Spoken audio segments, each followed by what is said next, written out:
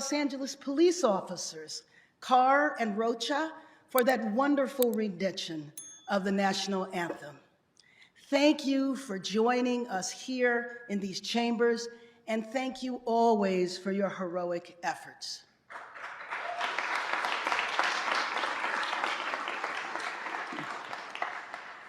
Madam City Attorney, Mr. City Controller, City Council President Pro Tem, members of the City Council, City Commissioners, department leaders, distinguished guests, and to the people of Los Angeles, and to members of my family. There's so many members of my family here. Please stand, members of the Bass family.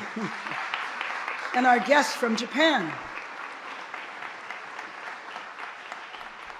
Thank you for always supporting me, always being there with me.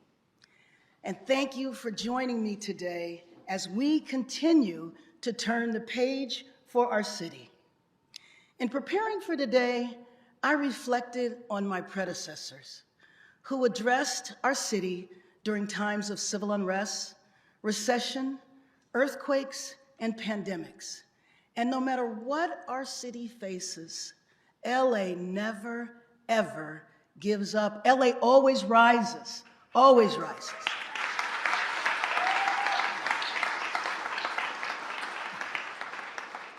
Yesterday, many of us gathered with our families for Easter. Today, however, many Angelenos will gather to mourn the loss of Pope Francis.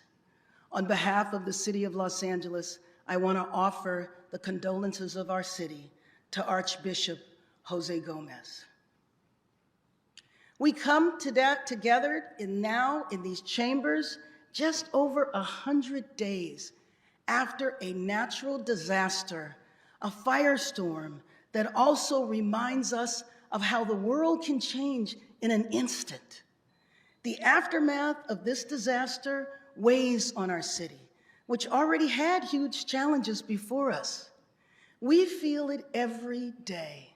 The strain of the housing crisis, the tragedy of the homelessness crisis. We worry about public safety and the unpredictability of our streets. We worry about a changing climate that brings increasing weather extremes. And we worry about rising costs and economic uncertainty. But I want you to know that I see it. We are not here to gloss over difficulties. We are here to make them heads on and to make real change.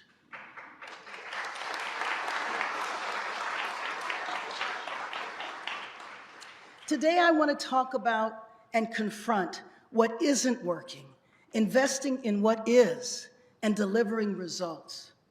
First of all, we must reform how our city works. And we must rebuild a city that works better for everyone that calls LA home.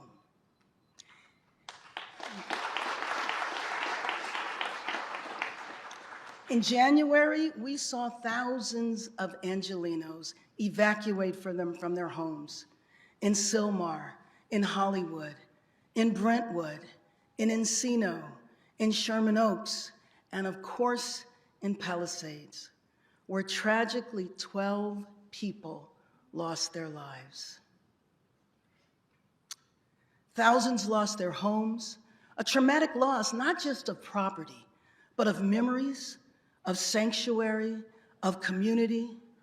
Our city and county firefighters heroically answered the call. Firefighters from around the state, the country, and even around the world joined in that fight. Let us all thank our firefighters. Freddie Escobar, Chief Villanueva,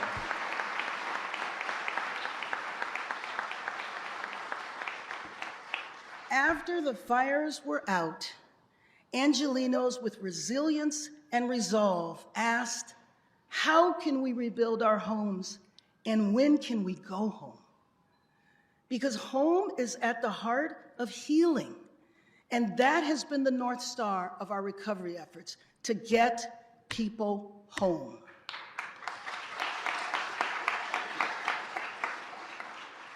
So I want to acknowledge some heroes in that effort who are here today. Larry Vane of Pally Strong, Miriam Czar of the Pally Recovery Coalition, and Sue Cole of the Pacific Palisades Community Council. All three have been working from day one to make sure that the community of the Palisades is in the forefront of the recovery effort. To Kevin Chin, who despite having stage 4 cancer, single-handedly fought the flames and saved people's lives. Larry, Marion, Sue, Kevin, please stand so we can congratulate you, applaud you, and thank you again.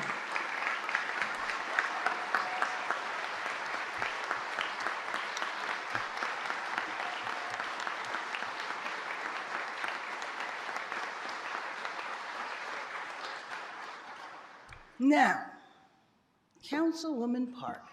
I'm not sure I need to say more than that.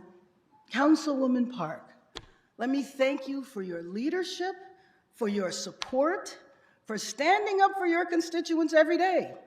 You push the city, the county, the state, and the federal government to do more and to do it faster and to get the job done on behalf of Palisades. Please stand, please stand.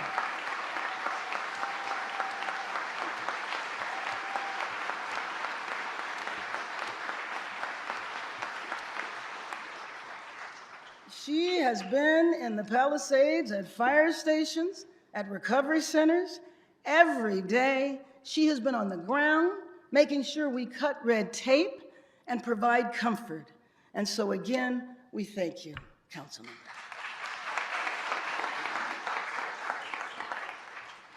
Today, in reporting on the state of our city, I report to Los Angeles that the recovery in the Palisades is on track to be the fastest in California history.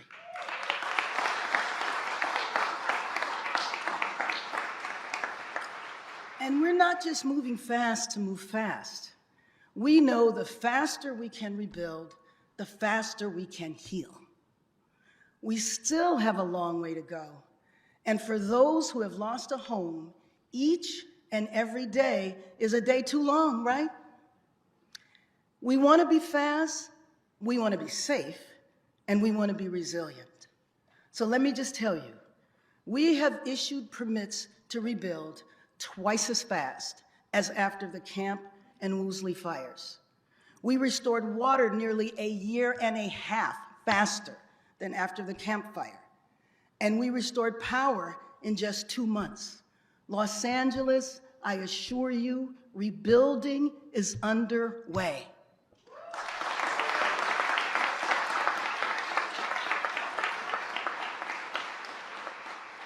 Our sweeping emergency orders are slicing through red tape and unlocking innovation. And so today, I'm announcing 3 new actions, Miriam, you're gonna be happy, to expedite the planning process and make planning easier to rebuild. I am establishing a self-certification program to reduce redundancy in the permitting process.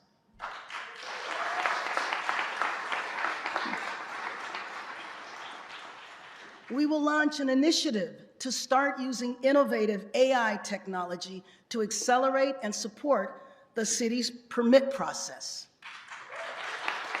Now, if successful, we will take both of these new initiatives citywide to accelerate building everywhere.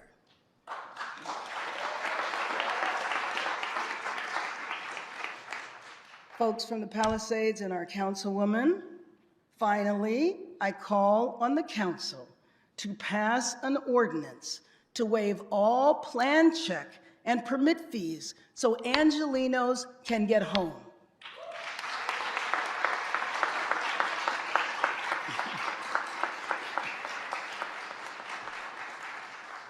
These actions build on the support the city has provided thus far.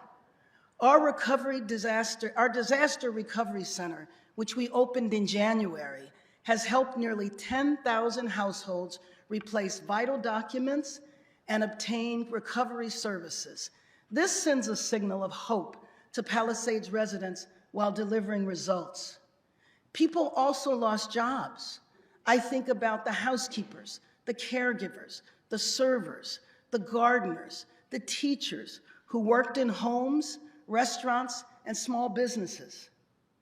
This is why we opened 4 impacted worker and family recovery centers across the city. These centers have provided financial assistance, business assistance, and other services for people regardless of which fire they were impacted by.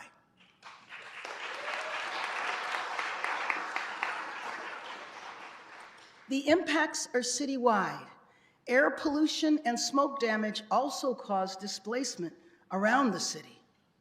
So recovery has been all hands on deck, and I want to thank the county Supervisor Holly Mitchell.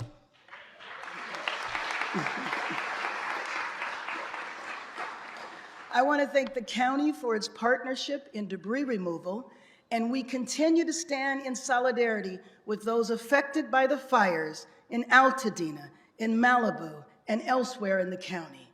And I also want to thank the White House and our federal partners, FEMA, the EPA, the Army Corps of Engineers. So I want to take this opportunity to introduce another one of our heroes, Colonel Swenson of the U.S. Army Corps of Engineers.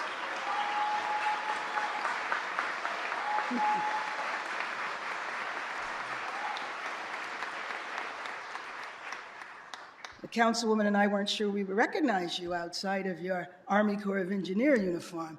Let me just say that the Colonel has become a hero in this city and in the Palisades because he has led the effort that has contributed to us having the fastest recovery so far in California history.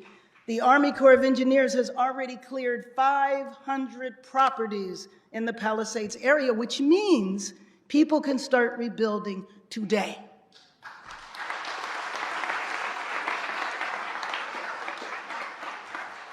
And to our governor, Governor Newsom, and our state agencies, we want to thank you all for your support.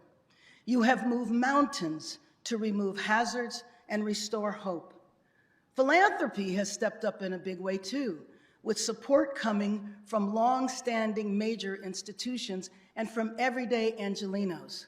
So first I want to thank Coach J.J. Redick, not just for leading the Lakers to the playoffs, we thank him for that too, but also for leading LA Strong Sports. I want to thank Steadfast LA and Palisades stakeholder organizations for creating and joining us in creating this public-private partnership that will fund, redesign, and rebuild the Palisades Recreation Center. That's right.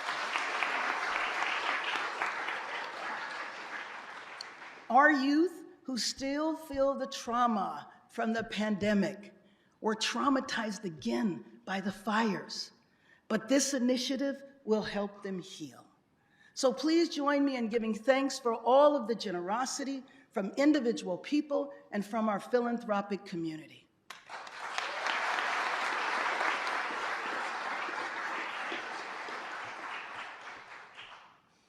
So home isn't just a structure, it's a feeling. If Los Angeles is going to work for the people who call it home, then home has to feel safe.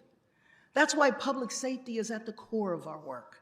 From the beginning of my administration, we have led a comprehensive approach to safety. I said we would work to rebuild the ranks of the LAPD to protect our communities, and I want to thank Councilman Lee and Councilwoman Rodriguez for your staunch advocacy for public safety.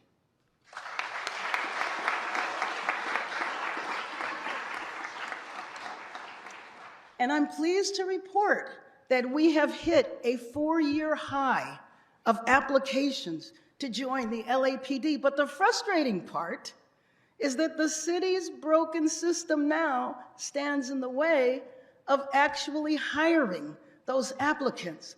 So that's why, you know it's coming, Malika. That's why I appointed a new head of the personnel department with a clear directive. Stop the bureaucratic madness, overhaul the system,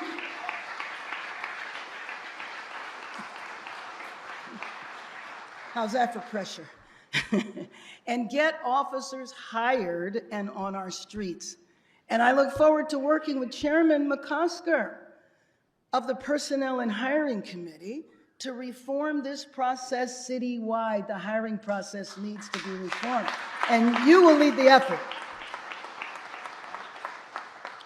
We also created a first-of-its-kind Office of Community Safety, which works to prevent crime and reduce violence across the city.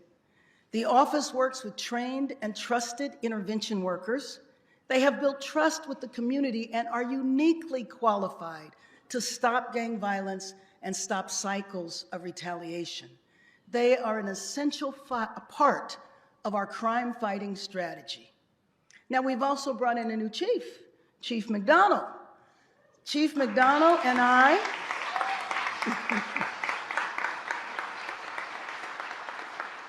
Chief McDonald and I stand together in reporting good news.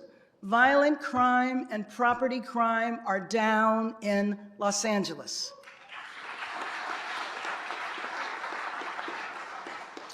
And this is the result of a comprehensive approach to safety. Last year, homicides fell by 14%. Gang-related homicides in communities most impacted fell by 45%.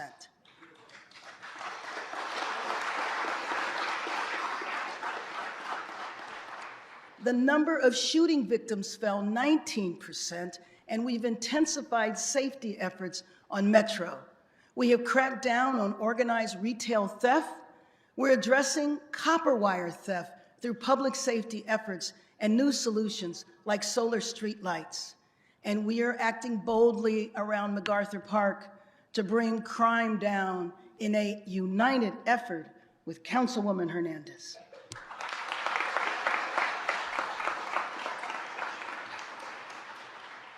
Angelinos, we are turning the corner on crime in Los Angeles, and we will not go back.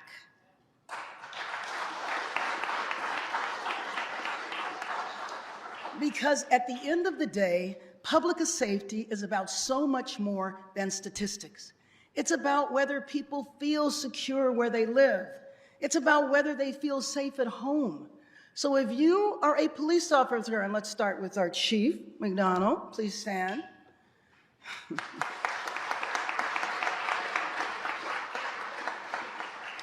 If you are an interventionist, if you have worked toward making public safety in Los Angeles safer, please stand.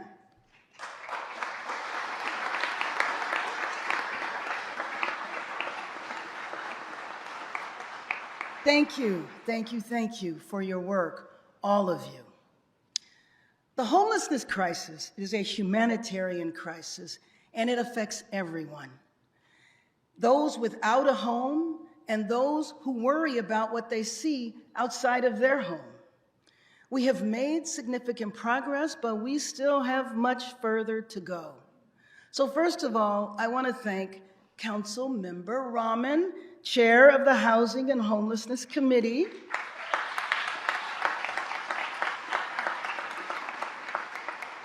I thank you for your leadership, and as the chair, she leads the way.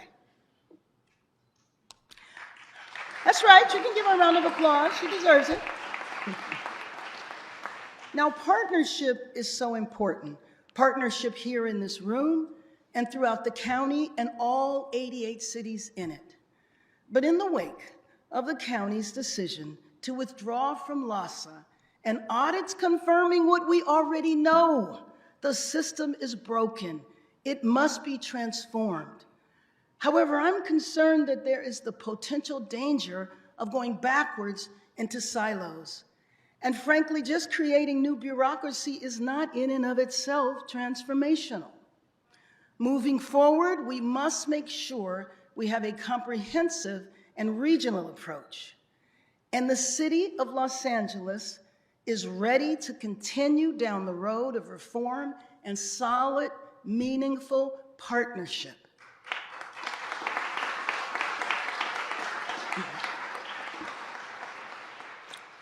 Year after year, the broken system allowed the crisis to grow.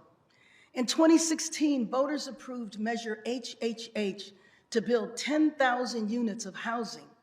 At the time, LA had about 25,000 unhoused residents. But by the time I took office, less than 2.5 years ago, that number had grown to more than 46,000 unhoused Angelenos. On my first day in office, I declared a state of emergency on homelessness, specifically to inject disruption and change to fix the broken system. This includes systematically confronting old, outdated policies that actually stop people from being housed. Listen to this. People living in a tent, people who had nothing, actually had to prove that they were poor before they were eligible for housing. So I want to know, how do you prove no income? How do you prove nothing? So we fought, and Washington removed that barrier.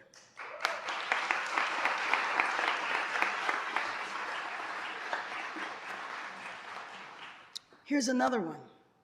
If veterans, heroes who fought for our country, received disability checks, they were told they made too much money and were not eligible for veteran housing vouchers. So we mobilized. We took more than 50 mayors to Washington, D.C., and we fought, and Washington removed that barrier.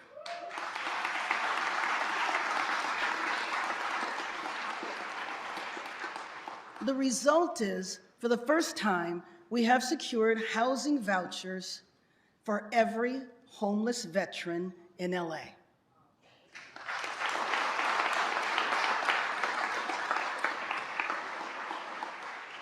We built a partnership with U.S. Vets, the Greater LA Realtors and Apartment Association. In fact, even Stevie Wonder has joined the call. So now I call on all Angelenos who have rental properties, be a patriot, take a voucher, house a veteran.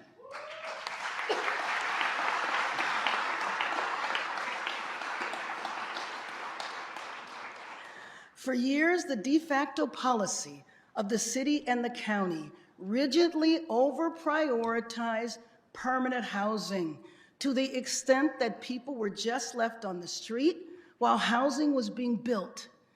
Well, I don't care how fast you build, we cannot build fast enough to leave people on the streets until the projects are completed is unacceptable. It's unacceptable for people to live in squalor on our streets. This is Los Angeles. So we must invest in long-term interim housing. Inside Safe represents a major change. Instead of waiting on expensive new housing to be built, we tapped LA's supply of underused motels to bring people inside immediately.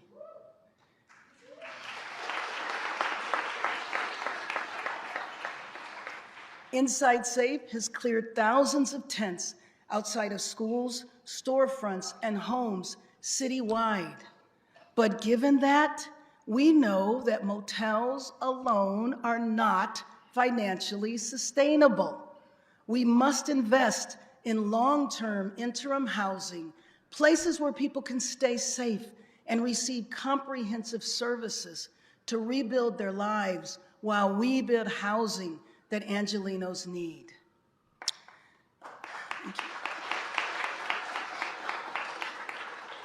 We are already proving new models for immediately making housing available at much lower costs. LA for LA, led by Sarah Dussault.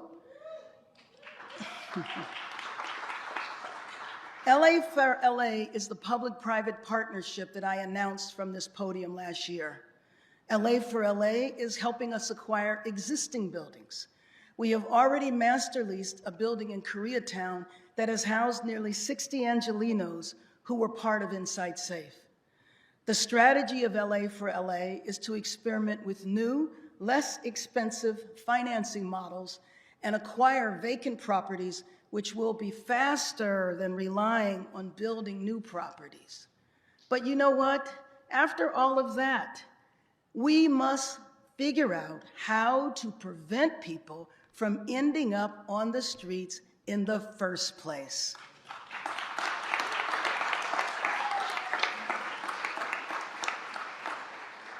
And if we don't, we'll have more of the same.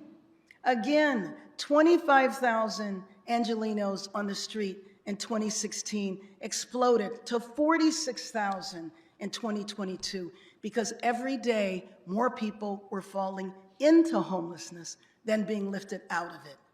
The problem is there are few, if any, research-tested programs actively preventing people from losing their homes.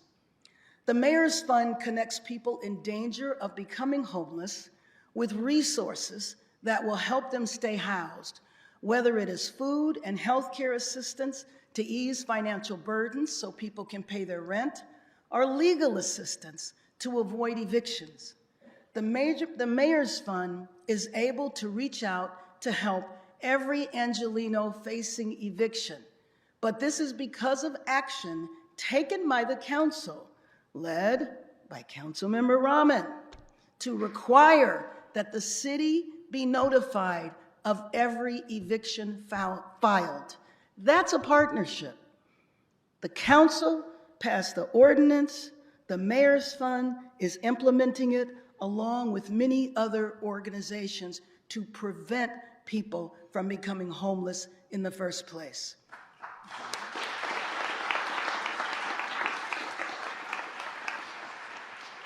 So we had the Mayor's Fund program analyzed by Loyola Marymount University, and during the 6-month study period alone, the Mayor's Fund connected 31,000 Angelenos with resources to help them stay housed.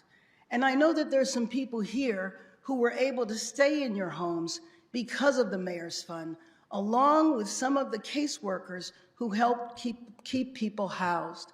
Will you please stand to be recognized? Where are you? There you are.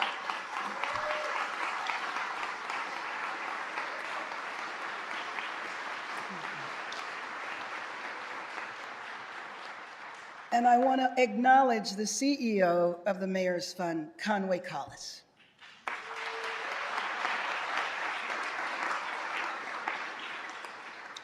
Now, is confronting homelessness expensive? Of course it is. And we are working to lower costs and make sure that valuable tax dollars are being well spent. But leaving people on the street comes at an enormous human cost. Last Thursday, I was at an encampment that had existed since before the pandemic. More than 25 RVs lined the street with more than 41 Angelenos in tents up and down the block. I met a veteran. I met a family who had clearly just been evicted because all of their household items were on the street in front of their tent. I saw a child, maybe the same age as my 1-year-old grandson, I think, who just left. I saw that child in a dirty stroller, and his sibling was standing next to him, hiding her head because she didn't want to be seen. What is going to happen to that child? But I'm happy to say that they're all inside now. And for me, housing these folks, saving lives, and ending encampments that have been there for years and years, that is worth the cost, because the cost of leaving an encampment on the street impacts everyone around. Small businesses pay the price when their entrances are blocked. People lose their jobs when restaurants lose customers. Residents feel safer when encampments are removed and people are housed. The LAPD will report that crime is down at locations where encampments were removed and people were housed. And just last week, Chief, the fire department shared that nearly a third of fires in Los Angeles, a third of fires, involve someone who is homeless. An ambulance ride costs thousands, and so does a night in the emergency room. Multiply that by the number of encampment incidents every year, and it's clear that the cost of doing nothing is not just inhumane, it is also financially unsustainable.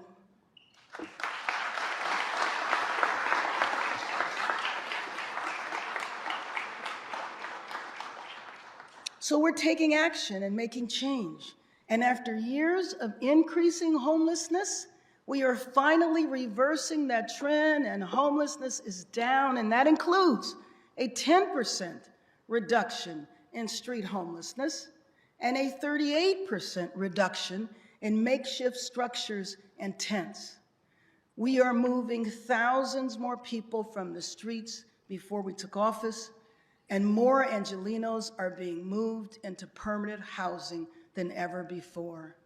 Now, all of this comes as nationwide homelessness went up by 18%, but not in Los Angeles.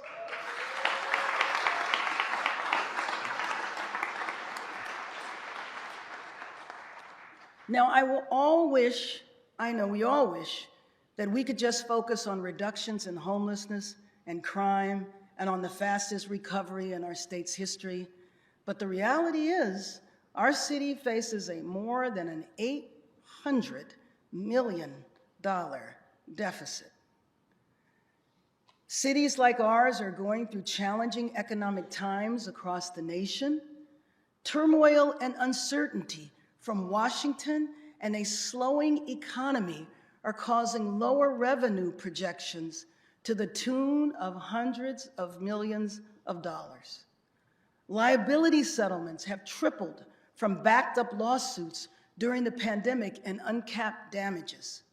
Combined with personnel costs and of course the fires and rebuilding altogether, Los Angeles, we have a very difficult budget to balance. Since January, I've been in active conversations with our partners in labor to find solutions to address a worsening economic outlook. We identified new revenue to offset costs. We reduced funding for the mayor's office. We further eliminated ghost positions, and we postponed some capital projects.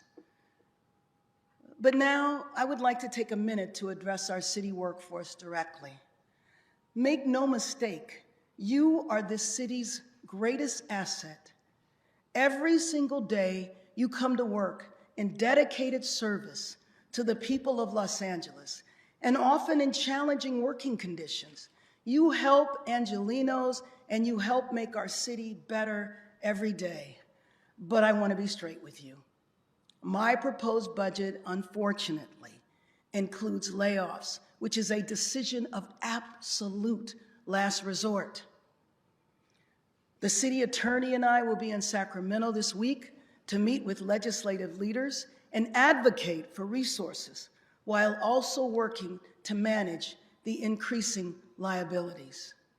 So let me assure our hardworking public servants that I will never, ever stop fighting for you.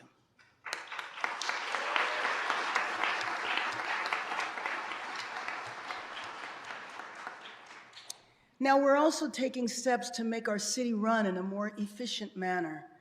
We're going to consolidate departments, rebuild our reserves, and reorganize structures with the #1 goal of improving services for Angelenos. I was proud to have supported new labor contracts approved by the council that invested in our workforce. But now it is time to work together again so we can balance this year's budget and create a foundation for long-lasting and long overdue fiscal stability.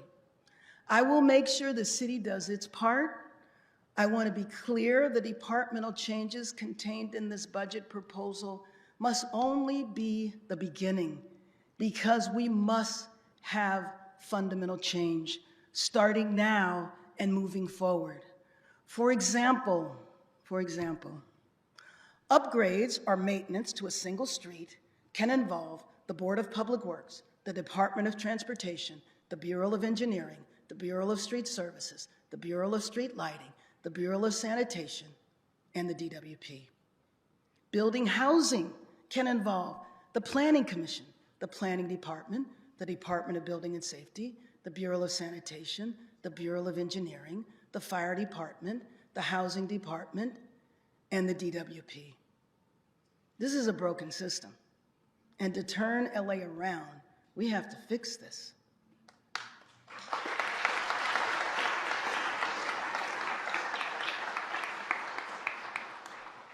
I agree with the controller that we should move forward to implement a multi-year budget and to amend our charter.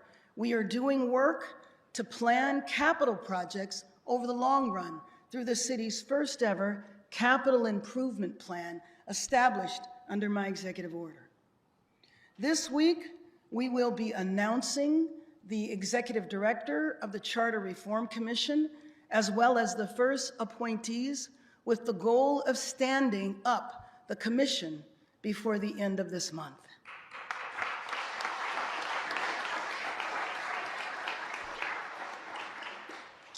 The state of our city is this: homelessness is down, crime is down. These are tough challenges, and they show that we can do so much more. We still have a long way to go. We need a citywide turnaround, and we need a fundamental overhaul of city government to deliver the clean, safe, and orderly neighborhoods that Angelenos deserve in the place they called home, and to reverse decades of failure on homelessness. So my pledge is to continue making change, and I ask the City Council and every Angeleno to join in turning our city around.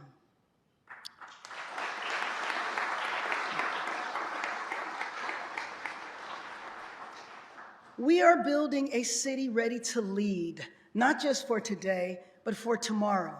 From downtown to the valley, from the port to the airport, we are investing in jobs, housing, and opportunity. Because the cost of living keeps going up, it's harder and harder to put food on the table, gas in the tank, and pay the bills. Tariffs and trade wars will make this worse and make things more expensive, but we are fighting here in LA to create better paying jobs. Trade and trade wars are also causing instability all across the supply chain that is at the heart of our economy. The Port of LA is the nation's #1 port, and 1 in 9 people in our region have a job connected to the port. Just think, 40% of all US goods come through our port, Mr. Soroka. We will strategize, Gene Soroka.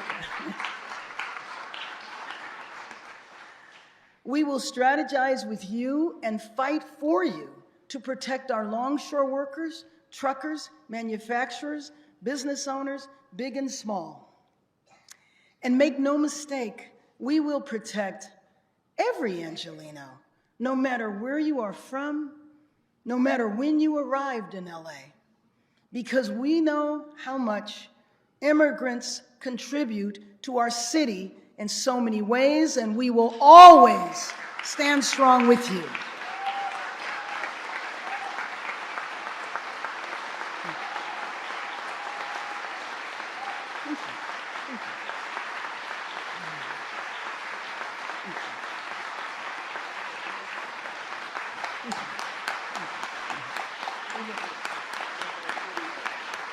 Thank you. Thank you. Thank you. This is LA. New investments are coming to LA, like the recently announced Rams Village, which will be built on nearly 100 acres and be home to the team's headquarters and training facilities, along with new housing, workspaces, and a first-of-its-kind entertainment center for the Valley. We appreciate the team's increasing investment in LA, and I want to thank Councilmember Blumenfield for his leadership and perseverance in making this happen.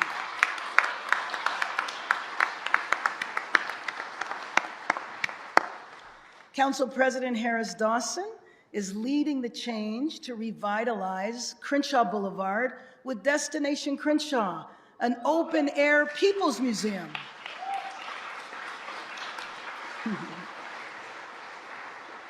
It will have more than 100 installations of public art by artists from South LA. This will dramatically repair, revitalize, and sustain the Crenshaw corridor and center it as a must-see exhibition for art consumers from around the world.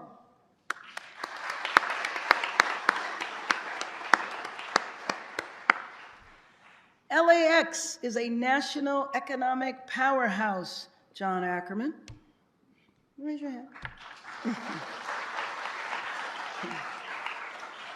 And I want to make sure when LAX makes investments, it invests in the rest of LA too. That is why we have broken new ground in contracting and construction at the airport. So the latest round of $5 billion in investment prioritizes LA jobs and LA businesses. In fact, this investment includes 13 first-time ever prime contractors. This is an example of how we will continue to build businesses and build LA despite tough times. We will get it done.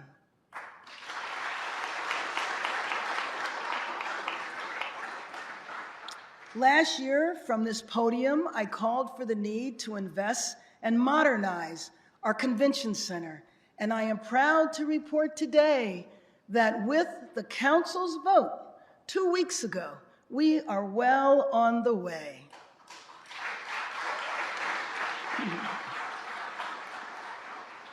If we are going to bring downtown back, if we are going to bring tourism back, we can't sit back and hope for something to happen. We must compete to win.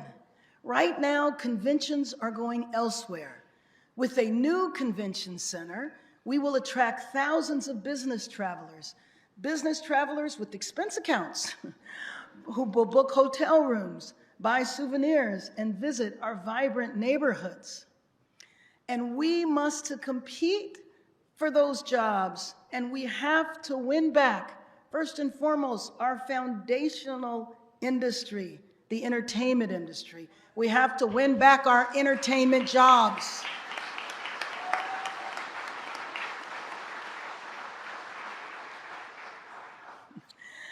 I renew my call to the state to triple the film and TV tax credit.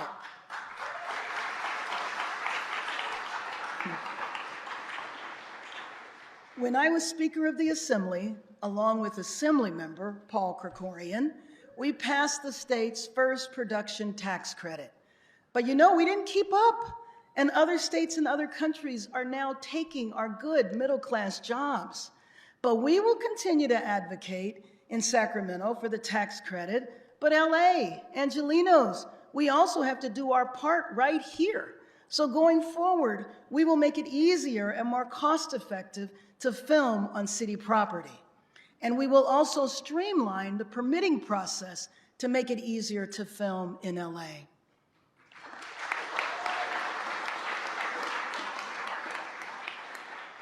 So to our leaders in Sacramento and to our local industry leaders here, I say, let's bring Hollywood back.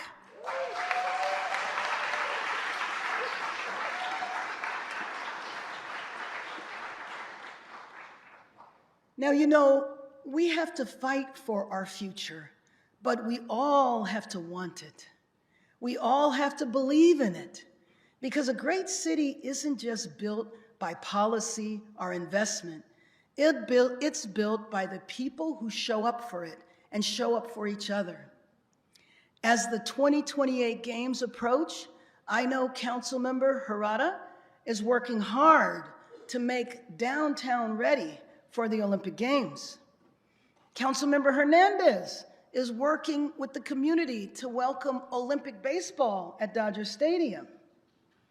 Councilmember Padilla is preparing for the pentathlon, which will be held at the Sepulveda Basin Recreation Area. Councilmember Price is working to welcome the USC Sports Center, and Councilmember Nazarian will welcome squash players to the East Valley. And thanks to Councilman McOsker's work and relationships, Team Croatia will be headquartered in San Pedro and maybe a few other things.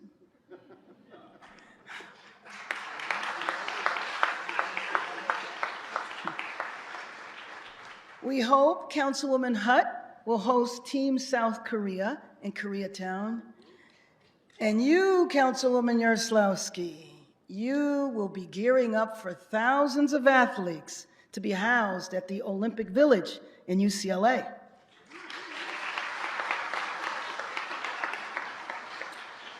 So working to unite and prepare the city is our former City Council President, Paul Krikorian.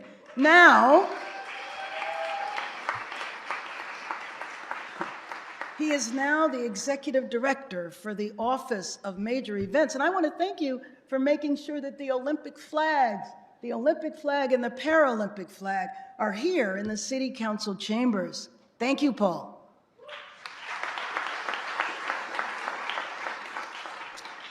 When I think about these games, I think of icons like Anita de France. She is a trailblazing Olympic medalist who helped organize the 1984 Games for LA. And she has been an IOC member since 1986. And thanks to Anita and former Mayor Eric Garcetti and LA 28's Casey Wasserman, we will now be only the third city in history to host 3 Olympic Games.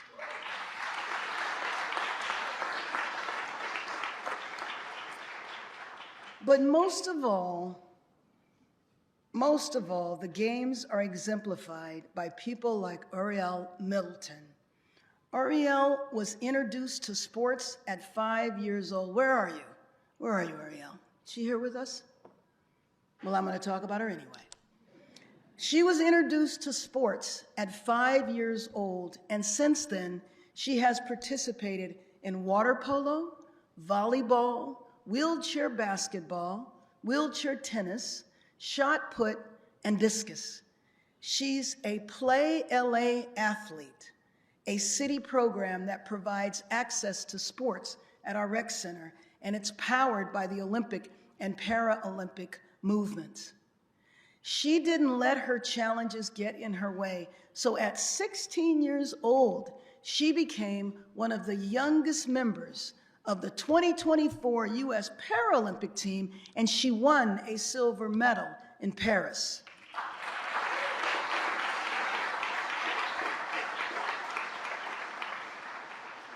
She exemplifies the opportunity and inspiration to young people that city initiatives like Play LA and the Olympic Games provide.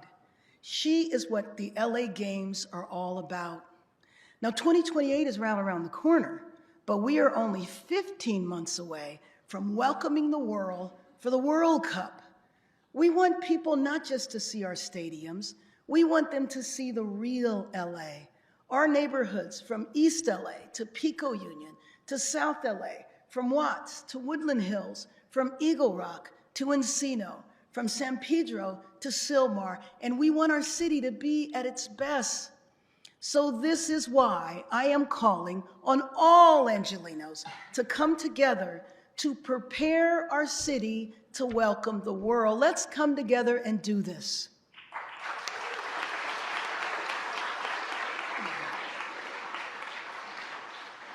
So this Saturday, we will launch Shine LA to show the spirit of our city coming together. Every single month, we will bring Angelenos together side by side to unify and beautify our neighborhoods. improving communities and parks, planting trees, painting murals, and so much more. I invite all Angelenos to join us on Saturday.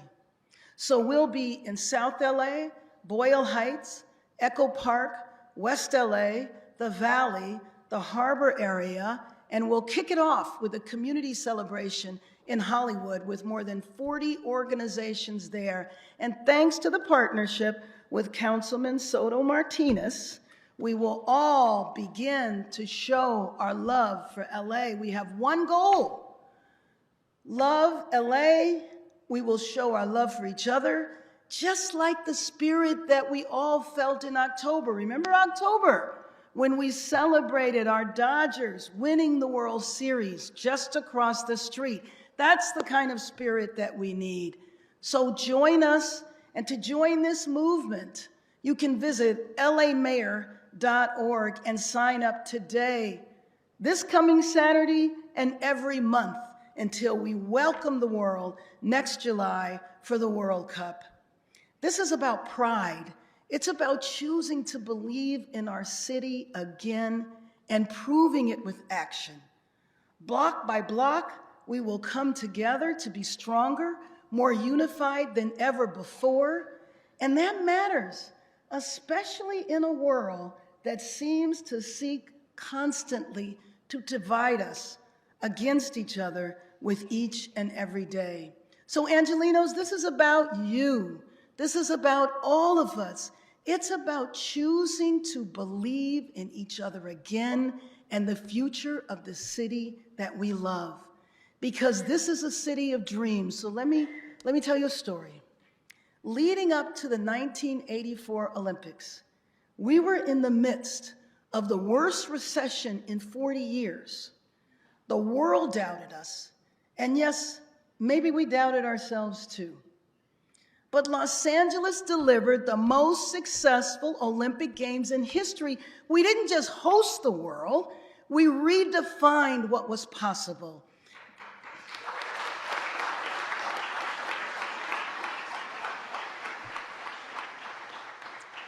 Because the Games at its best are more than sport. They are a stage for courage, for potential, for dreams. So LA, let's go win. Let's win on the world stage, yes, but let's especially win here at home. We owe it to ourselves, we owe it to each other, but most of all, we owe it to the next generation of Angelenos. Thank you for the honor of being your mayor. Thank you, thank you, thank you, thank you.